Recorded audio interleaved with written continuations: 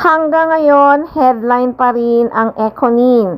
Pagkatapos nga ng kanilang matagumpay at kakilig-kilig na show sa London, nagpasabog talaga doon ng kilig ang Econin.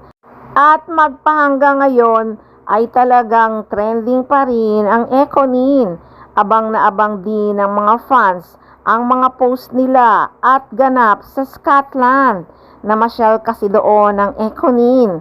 Sabi nga ni Eco, i-enjoy nila talaga ang weather doon. Magre-relax nga naman sa dami nga naman ang ginawa nila this last few months.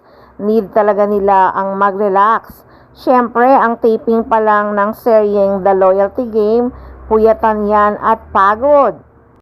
May mga photoshoot pa at may mga guesting. At yung paghahanda nila sa show sa Barrio Fiesta sa London, nakakapagod. Pati biyahe, sobrang pagod. Ang dami-dami pa kaya nilang ginagawa, kaya relax muna ang Econin. Dahil pagbalik ng Manila or Pinas, marami na naman silang gagawin. May nakapost na nga sa social media na tuwang-tuwa si Nini sa view at pamamasyal nila sa Scotland. Malimit naman nilang gawin yan yung mag-relax sila ni Eco. Pag medyo na-stress na sila sa work, may time talaga silang mag-relax.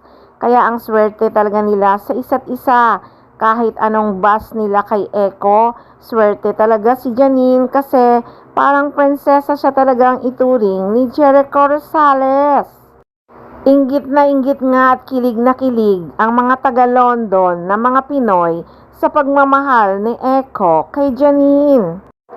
Panay kasi ang kiss ni Eco. Si Nini na nga ang nahihiya sa pagka-OA ni Eco eh. Pero kilig kahit OA, di ba?